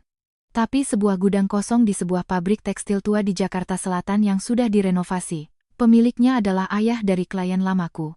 Setelah mendengar ceritanya, dia hanya berkata, biaya sewa nanti saja dipikirkan. Nak, pernikahan tidak boleh batal. Kami bekerja semalaman memindahkan bunga, memasang lampu, dan menggelar karpet. Keenam pasangan juga datang membantu. Ada yang memindahkan kursi, ada yang menempelkan hiasan, ada yang menyeduh susu untuk anaknya. Pukul 4 dini hari, lampu gantung di gudang menyala. Di atas lantai semen abu-abu, terbentang karpet putih panjang. Latar belakangnya bukan backdrop mahal, tapi sebuah dinding bunga yang terbuat dari rangkaian bingkai jendela tua. Ria berdiri di atas tangga, matanya berkaca-kaca. Kak, ini lebih bagus dari yang asli. Aku menatap dinding bunga itu, tiba-tiba merasa bahwa pernikahan memang seharusnya tidak hanya milik hotel mahal. Ia milik mereka yang ingin dengan tulus berjalan menuju satu sama lain. Pukul 6 pagi, aku menerima sebuah email anonim. Di dalamnya hanya ada satu lampiran, berjudul, Rincian Pembagian Bonus Proyek Luar Negeri Bima. Aku membukanya. Bima Prakoso, Kepala Proyek, bonus, Rp800.000. Citra Lestari, Konsultan Eksternal, biaya konsultasi, Rp500.000, komisi keberhasilan dibicarakan terpisah. Di kolom catatan ada satu baris kalimat. Model pasar awal diintegrasikan dari sumber daya studio pernikahan eksternal, telah selesai diadaptasi secara internal. Studio pernikahan eksternal. Itu aku. Aku menatap baris kalimat itu, tanganku perlahan menjadi stabil. Mereka pikir dengan menghapus namaku, mereka aman. Padahal, tempat di mana namaku dihapus, justru menjadi bukti. Hari pernikahan amal, cuacanya sangat cerah. Dinding luar pabrik tekstil tua itu masih memiliki bekas bata merah yang pudar. Di pintu masuk, tergantung tirai kain tule putih. Angin bertiup, membuatnya seperti bendera yang perlahan berkibar. Keenam pasangan mulai berdatangan. Ada yang mengenakan gaun pengantin, ada yang memakai kebaya, ada juga yang hanya kemeja putih dan celana jeans. Ibu yang menikah untuk kedua kalinya menggandeng putrinya. Gadis kecil itu memegang sebuket bunga aster kecil, berjalan ke arahku dan berbisik, "Tante, hari ini mamaku cantik sekali." Aku berjongkok. "Sangat cantik." Dia mengangguk serius. Tadi malam dia diam-diam menangis. Tapi katanya, kali ini menangis bahagia. Tenggorokanku tercekat. Pernikahan ini tidak memiliki lampu gantung mewah, tidak ada aula kristal hotel bintang 5. Tapi mata setiap orang bersinar. Pukul 10, upacara dimulai. Aku berdiri di samping panggung, melihat para pengantin berjalan satu persatu di atas karpet putih. Ria bertanggung jawab atas siaran langsung, awalnya hanya untuk keluarga dan teman yang tidak bisa hadir. Tidak disangka, karena kehebohan beberapa hari sebelumnya, jumlah penonton di siaran langsung semakin banyak. Ada yang berkomentar, "Ini sangat mengharukan." Ada yang bertanya, "Ini studio yang difitnah itu, kan?" Ada juga yang menyindir, "Pencitraan saja, kan?" Aku tidak peduli. Upacara berjalan sampai pasangan ketiga. Tiba-tiba ada keributan di pintu masuk. Bima datang. Citra juga datang. Beserta Ibu Ratna dan Rina. Mereka tidak datang dengan tangan kosong. Rina memegang ponsel dengan siaran langsung yang menyala. Dia sengaja mengarahkan kamera ke lokasi acara. "Lihat semua. Ini dia mantan tunangan kakakku. Memanfaatkan pernikahan amal untuk promosi diri, membuat pernikahan keluarga kami batal, dan sekarang masih berpura-pura jadi orang baik di sini." Suasana langsung hening. Keenam pasangan dan tamu mereka menoleh. Ria marah dan maju. "Kalian keluar." Rina mengangkat ponselnya lebih tinggi. "Kenapa takut? Bukannya mau terbuka? Biar semua orang lihat kebenarannya." Ibu Ratna menunjukku. "Maya, hari ini kamu harus memberikan penjelasan pada keluarga Prakoso. Kamu menjual rumah pernikahan, membatalkan resepsi, membuat anakku pulang dari luar negeri, proyeknya juga kamu hancurkan. Kamu masih punya muka mengadakan acara pernikahan?" Bima berdiri di sampingnya, wajahnya masam tapi tidak menghentikan mereka. Citra justru maju selangkah, suaranya lemah. "Kak Maya, kami tidak datang untuk membuat keributan. Kami hanya berharap kakak tidak lagi menyesatkan semua orang. Bima benar-benar tidak bersalah padamu." Jumlah penonton siaran langsung meroket. Aku menatap mereka, tiba-tiba merasa adegan ini sangat konyol. Pernikahanku sendiri tidak terlaksana, tapi mereka justru mengirimkan panggung penghakimanku ke pernikahan orang lain. Aku mengambil mikrofon. Speaker mengeluarkan suara mendengung pelan. Semua orang menatapku. Hari ini adalah hari pernikahan 6 pasangan ini. "Saya tidak ingin membawa masalah pribadi ke sini," kataku. Ibu Ratna tertawa sinis. "Sekarang kamu tahu malu?" Aku menatapnya. "Tapi karena kalian sudah datang, saya hanya akan mengatakan 3 hal. Setelah itu, silakan kalian pergi." Rina langsung mendekatkan kameranya. "Ayo, katakan." Aku menyalakan ponselku dan menampilkannya ke proyektor di dinding gudang. Gambar pertama adalah foto grup di bandara. Citra mengenakan syalku, Bima berdiri di sampingnya. Gambar kedua adalah transkrip pesan suara dari Bima. "Setelah pelatihan ini, aku akan memberimu pernikahan yang megah. Selama aku pergi, kamu baik-baik saja ya." Beberapa orang di lokasi mengerutkan kening. Komentar di siaran langsung mengalir deras. "Baik-baik saja? Nada macam apa itu?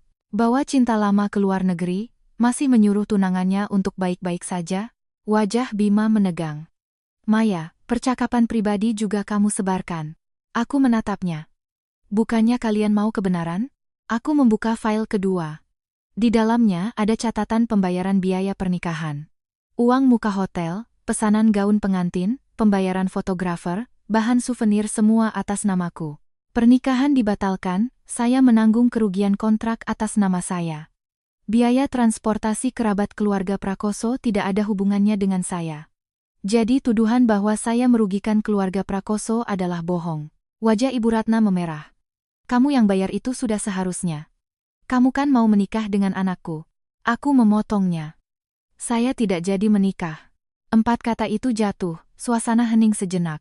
Aku melanjutkan membuka materi ketiga.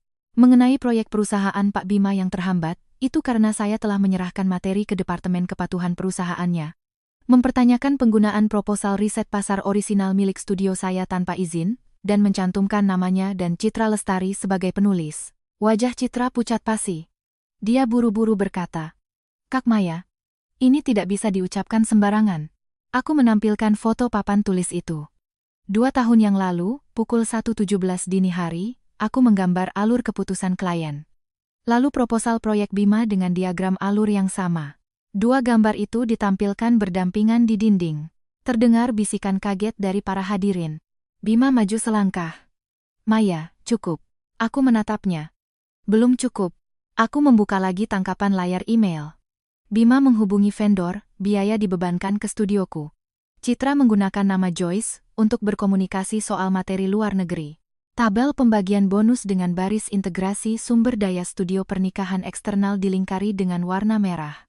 Aku tidak melebih-lebihkan, hanya menyajikan waktu, dokumen, dan sumbernya satu persatu. Semakin tenang, semakin jelas.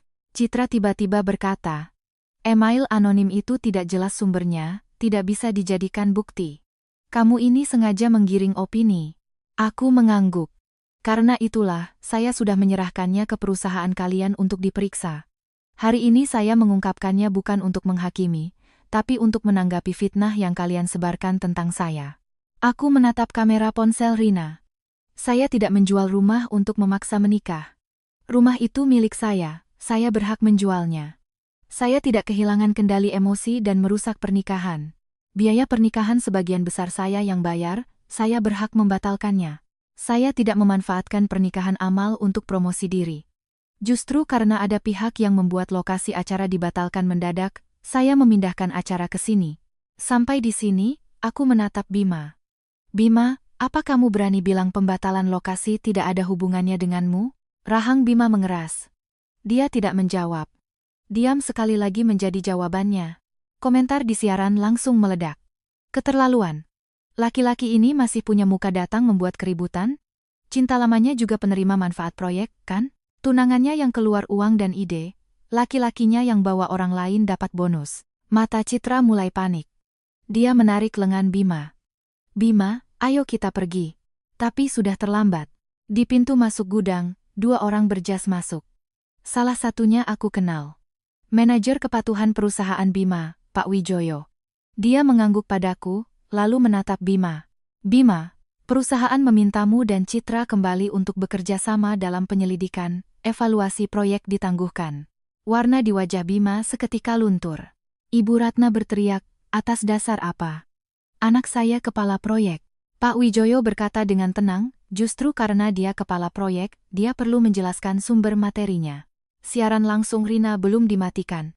Semua orang mendengarnya. Bima akhirnya panik. Dia menatapku, suaranya tercekat. "Maya, apa kamu benar-benar mau menghancurkanku?"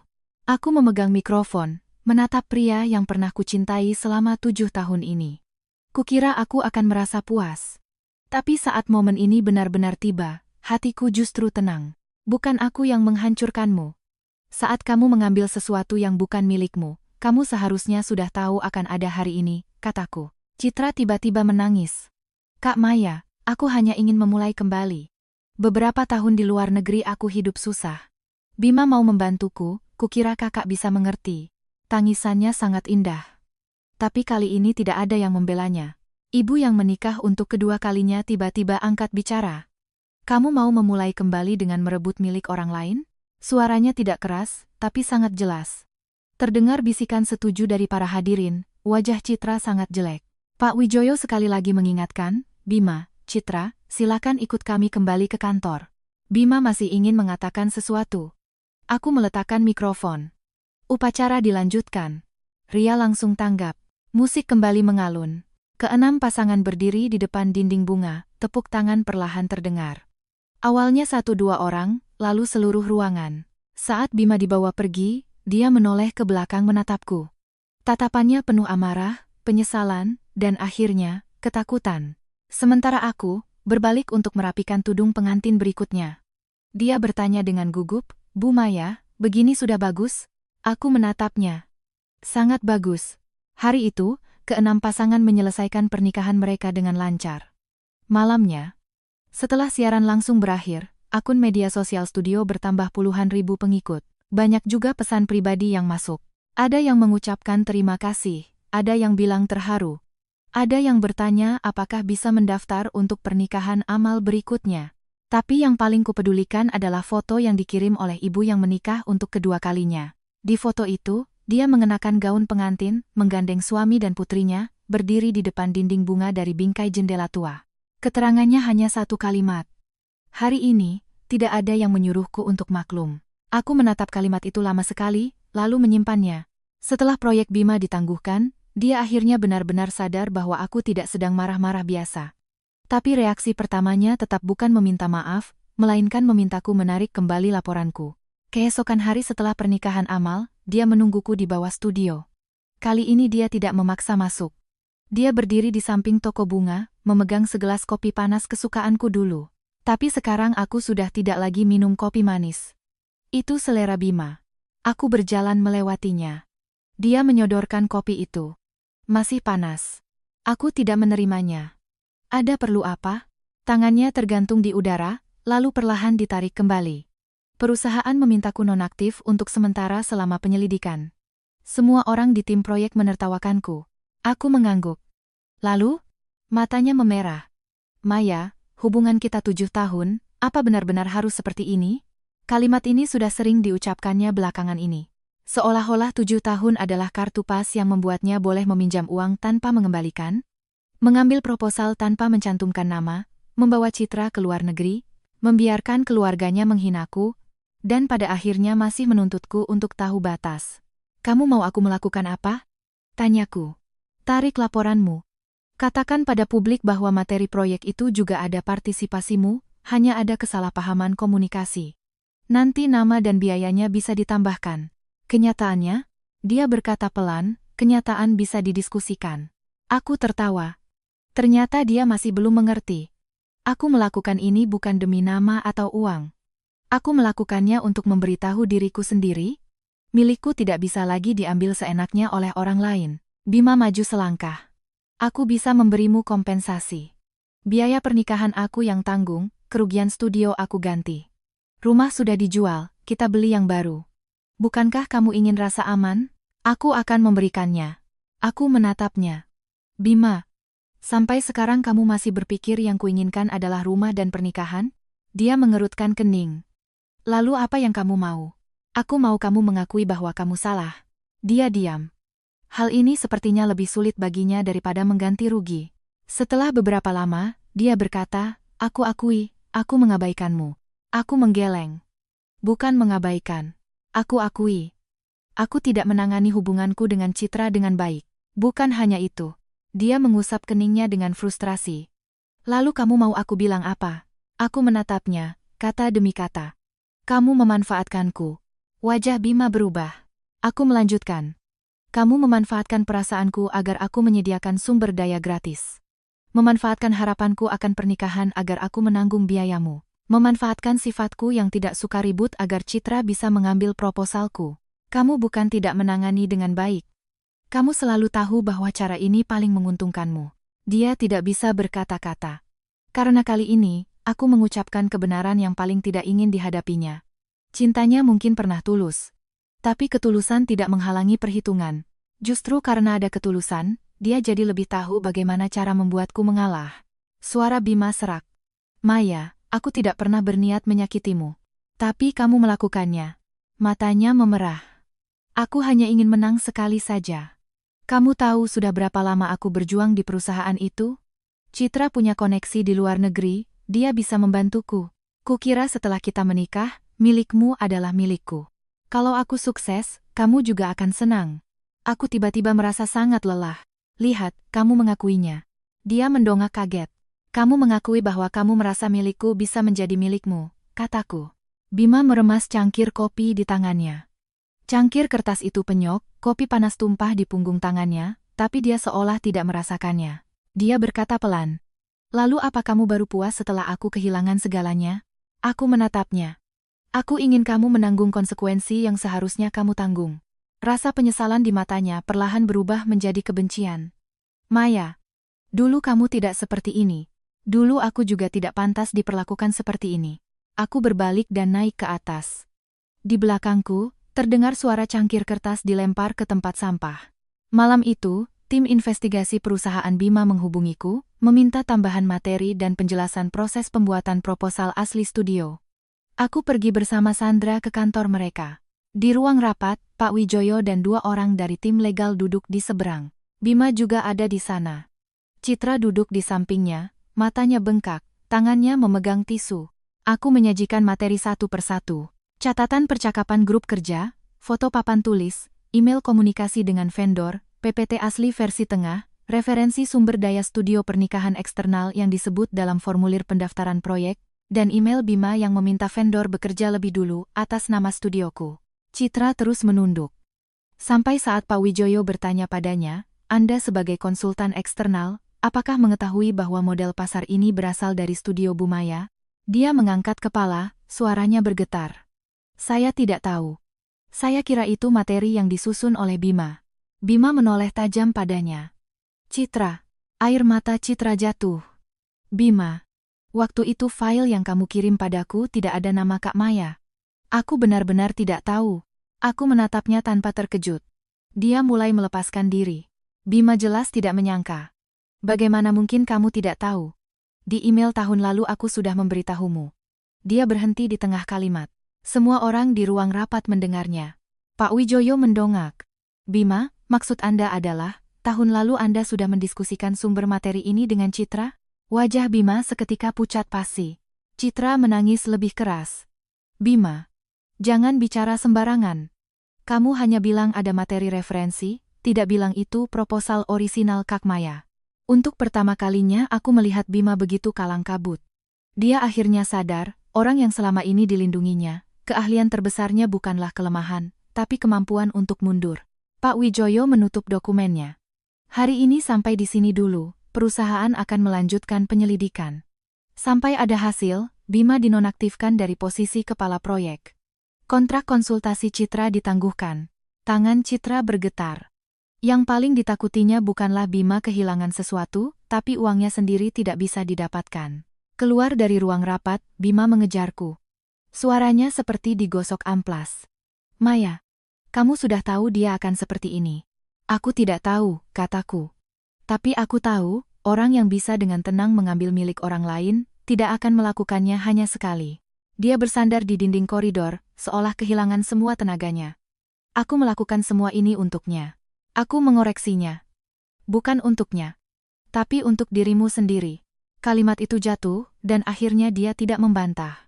Sebelum hasil investigasi perusahaan keluar, Ibu Ratna datang menemuiku sekali.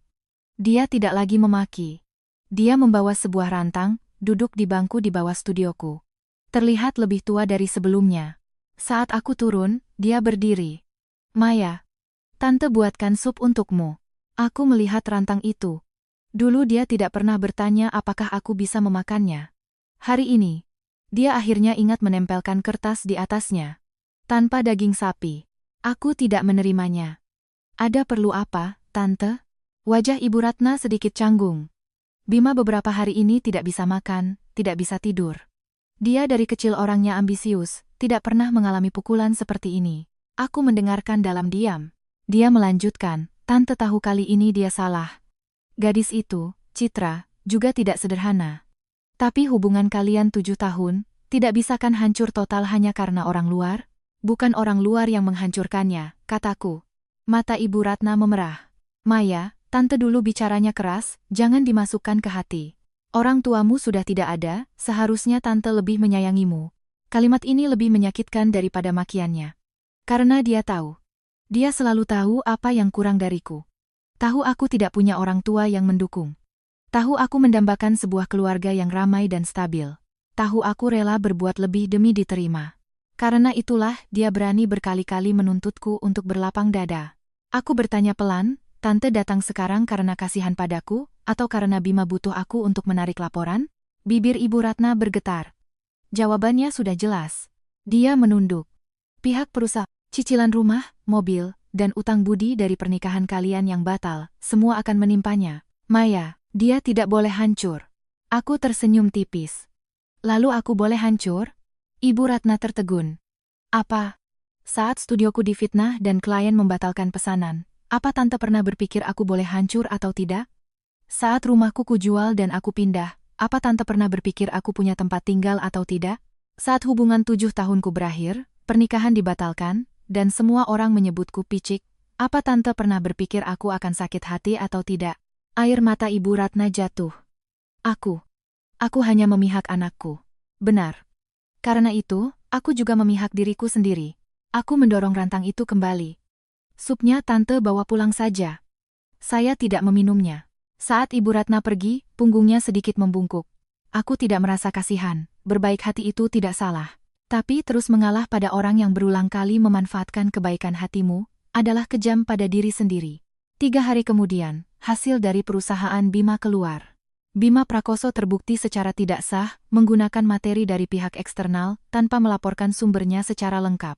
Kualifikasinya sebagai kepala proyek dicabut, promosi tahunan dibatalkan, bonus dibekukan. Kontrak konsultasi Citra Lestari diputus, sisa pembayaran dihentikan. Perusahaan tidak menyebut namaku secara publik, hanya mengeluarkan memo internal. Tapi karena siaran langsung Rina sebelumnya sudah terlalu heboh, hasilnya dengan cepat menyebar. Opini di grup persiapan pernikahan berbalik total. Ada yang berhasil melacak akun anonim penyebar fitnah. Nomor ponsel yang terdaftar cocok dengan nomor yang sering digunakan Rina. Dia menghapus postingannya, tapi tangkapan layar sudah tersebar luas. Sandra mengirimkan surat somasi atas namaku, menuntutnya meminta maaf secara publik dan mengganti kerugian material studio. Awalnya Rina keras kepala. Aku hanya menyampaikan fakta. Setelah Sandra menyusun catatan pembatalan, jejak penyebaran, dan kesaksian klien menjadi satu berkas, dia akhirnya takut. Hari permintaan maaf publiknya, tulisannya sangat tidak rela. Saya, Rina, karena emosi pribadi telah menyebarkan pernyataan tidak benar mengenai momen indah wedding organizer dan Ibu Mayasari di platform online yang menyebabkan dampak negatif. Dengan ini saya memohon maaf. Aku tidak membagikannya, tapi Ria diam-diam memberikan like, lalu berbisik di kantor, puas. Aku tersenyum. Jangan terlalu kentara. Aku sudah menahan diri sekali. Studio perlahan pulih. Pernikahan Amal membawa klien-klien baru, juga konsultasi yang lebih kompleks. Ada yang bertanya bagaimana menghadapi kerabat di pernikahan kedua. Ada yang bertanya apakah bisa mengadakan resepsi yang pantas dengan anggaran terbatas. Ada yang bertanya apakah harus tetap mengadakan upacara jika ditentang orang tua. Aku memutuskan untuk membagi layanan studio menjadi 2 lini. 1 tetap melayani pesanan custom komersial. 1 lagi fokus pada proyek pernikahan yang lebih kecil dan intim. Tidak mengejar kemewahan, tidak menciptakan kecemasan. Hanya membantu pasangan menyampaikan apa yang benar-benar ingin mereka katakan. Keputusan ini bukan yang paling cepat menghasilkan uang, tapi ini yang ingin kulakukan. Dulu Bima selalu menyuruhku menunggu. Menunggu dia naik jabatan, menunggu dia stabil, menunggu kita menikah, menunggu ada sumber daya. Aku terus menunggu, dan hampir lupa bahwa aku juga punya arah sendiri. Sekarang, aku tidak menunggu lagi. Bima datang menemuiku di suatu malam yang hujan. Hari itu aku baru kembali dari gudang tua, yang sedang diubah menjadi ruang pamer pernikahan baru. Dia berdiri di depan pintu, tidak memakai payung. Air hujan menetes dari rambutnya, bahu jasnya basah kuyup. Aku berhenti. Bima. Dia menatapku, matanya kosong. Citra pergi. Aku tidak menjawab. Dia menerima tawaran dari perusahaan lain. Kemarin dia mengundurkan diri. Katanya. Dia hanya konsultan. Tidak seharusnya menanggung masalah di proyekku. Dia tertawa. Tawa yang sangat getir. Maya, sekarang aku baru sadar. Dia tidak pernah berniat menanggung apapun bersamaku. Aku memegang payung, melihat air hujan memercik di sekitar kakinya. Dia melanjutkan, ibuku sakit. Pekerjaan Rina juga terpengaruh. Di rumah setiap hari ribut. Aku pulang ke apartemen sewaan, baru sadar bahkan tidak tahu di mana obat disimpan. Dulu, aku yang mengelompokkan obat-obatnya. Obat maag di laci kedua lemari depan. Obat alergi di samping tempat tidur. Obat penurun demam diperiksa tanggal kedaluarsanya setiap 6 bulan. Dia tidak pernah perlu mengingat, karena aku yang mengingatnya. Suaranya merendah. Maya, dulu aku benar-benar mengira hal-hal kecil itu tidak penting. Benar, tidak penting bagimu. Karena ada orang lain yang melakukannya untukmu, kataku. Matanya memerah. Aku salah. Ini pertama kalinya dia mengucapkan 2 kata itu secara utuh. Tanpa tapi, tanpa syarat, tanpa aku hanya. Hujan sangat deras, tapi aku mendengarnya dengan jelas. Dia maju selangkah. Aku tahu sekarang mengatakan apapun sudah terlambat. Tapi aku tetap ingin bertanya. Apa kita benar-benar tidak punya kemungkinan lagi? Aku memegang gagang payung. Air hujan jatuh dari tepiannya, memisahkan jarak yang sangat pendek di antara kami. Aku teringat 7 tahun yang lalu, dia menungguku di depan aula kampus. Hari itu juga hujan. Dia menudungkan jaketnya di atas kepalaku dan berkata, "Maya, mulai sekarang aku yang antar kamu pulang." Waktu itu aku benar-benar percaya akan ada seseorang yang menemaniku berjalan sangat lama. Dan dia memang pernah menemaniku sejenak. Hanya saja, belakangan dia menganggapku sebagai jalan. Dia menginjakku untuk maju, dan masih bertanya, kenapa aku merasa sakit. Aku berkata pelan, "Bima, aku tidak membencimu." Matanya berbinar sejenak. Aku melanjutkan, "Tapi aku juga tidak lagi mencintaimu." Cahaya itu padam dengan cepat. Dia berdiri di tengah hujan, seolah akhirnya mendengar vonisnya. "Mulai sekarang jangan cari aku lagi. Setelah semua biaya dilunasi dan urusan selesai, kita selesai sampai di sini," kataku. Dia bertanya dengan suara serak, "Apa kamu akan suatu hari nanti menyesal?" Aku berpikir sejenak. Mungkin. Orang yang membuat pilihan pasti akan teringat jalan lain di beberapa malam. Dia menatapku. Tapi aku tidak akan kembali. Teringat, bukan berarti ingin kembali. Selesai bicara, aku melewatinya dan masuk ke dalam gedung. Pintu lift tertutup. Aku melihat Bima masih berdiri di tengah hujan. Kali ini, aku tidak memberikan payungku padanya. Pertemuan terakhirku dengan Bima adalah di kantor notaris. Kami tidak pernah menikah secara resmi, jadi tidak perlu bercerai. Tapi masih ada beberapa urusan keuangan dari masa hidup bersama yang perlu diselesaikan. Dia mentransfer Rp468.000 kepadaku, ditambah sebagian ganti rugi untuk studio. Jumlahnya tidak sampai membuatnya bangkrut, tapi cukup untuk membuatnya merasakan sakit. Saat menandatangani, dia menatap jari manisku yang kosong, terdiam lama. "Cincinnya? Sudah kusimpan," kataku. Dia bertanya pelan, "Bisa dikembalikan padaku?" Aku meliriknya. "Tidak bisa." Dia tersenyum pahit. "Untuk kenang-kenangan? Untuk pengingat." Mengingatkanku untuk tidak lagi menganggap setiap janji sebagai izin bagi orang lain untuk menguras diriku tanpa batas. Selesai menandatangani, Sandra memeriksa dokumen dan mengangguk padaku. "Sudah beres." Bima tiba-tiba berkata, "Maya, aku sudah ke butik gaun pengantin." Aku tidak terkejut. "Gaun itu sangat cantik," katanya. Aku memasukkan dokumen ke dalam tas. "Terima kasih." Tenggorokannya bergerak. "Apa kamu akan memakainya?" "Akan." "Kapan?" Aku melihat keluar jendela. Hari ini matahari sangat cerah. Di pinggir jalan ada sepasang pengantin baru keluar dari kantor catatan sipil. Gadis itu memegang buku nikah merah, tersenyum sampai matanya melengkung. "Bulan depan, saat studio membuka lokasi baru," kataku. Bima tertegun. Aku tidak menjelaskan lebih lanjut. Dia juga tidak punya hak untuk tahu lebih banyak. Keluar dari kantor notaris, Ibu Ratna berdiri di anak tangga bawah. Dia tidak mendekat, hanya menatapku dari kejauhan. Rina juga ada di sana, menunduk, tidak berani menatapku. Aku berjalan melewati mereka. Ibu Ratna tiba-tiba memanggilku. "Maya." Aku berhenti. Bibirnya bergerak-gerak, akhirnya hanya berkata, "Jaga dirimu baik-baik nanti." Kalimat ini sangat pelan. Mungkin tulus, mungkin hanya karena tidak tahu harus berkata apa. Aku mengangguk. Tante juga. Tidak ada pelukan, tidak ada perdamaian. Beberapa hubungan tidak perlu diakhiri dengan pertengkaran habis-habisan. Pergi itu sendiri sudah merupakan sebuah akhir. Sebulan kemudian, renovasi pabrik tekstil tua selesai. Kami menamainya Kanvas Putih. Ria bertanya, "Kak, kenapa tidak dinamai Momen Indah Cabang 2? Karena orang yang datang ke sini tidak harus menjalani hari indah versi orang lain. Sedikit kosong lebih baik, agar bisa ditulis ulang," kataku. Hari pembukaan, tidak ada gunting pita. Aku mengenakan gaun putih yang diubah dari gaun pengantin, berdiri di depan dinding bunga dari bingkai jendela tua, memberikan presentasi untuk hari terbuka pertama. Roknya selutut, sangat nyaman untuk berjalan. Garis pinggangnya mempertahankan desain asli, mutiaranya dilepas sebagian besar, hanya menyisakan sebaris tipis berkilau di kerah. Ia tidak lagi terlihat seperti gaun pengantin yang menunggu mempelai pria membuka tudungnya.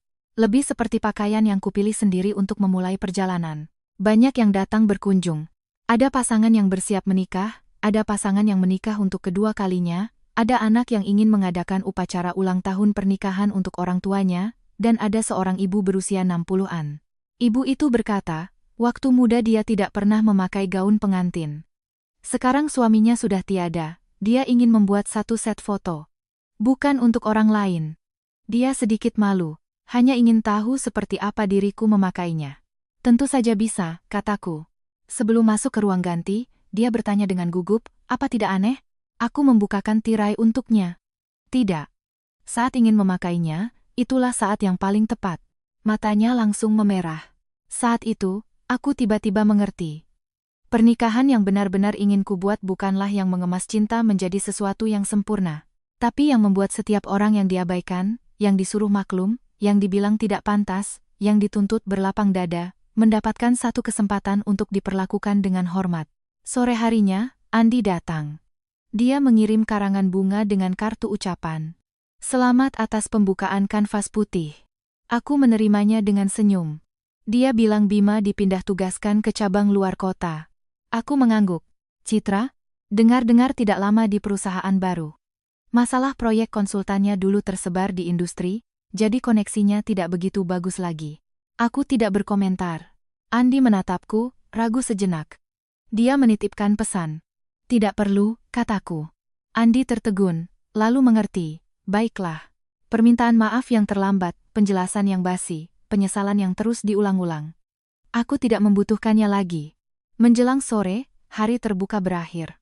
Tim membersihkan lokasi. Aku sendirian berjalan ke pintu belakang gudang. Di sana ada sebuah gang sempit, di sudut dinding tumbuh beberapa rumput liar.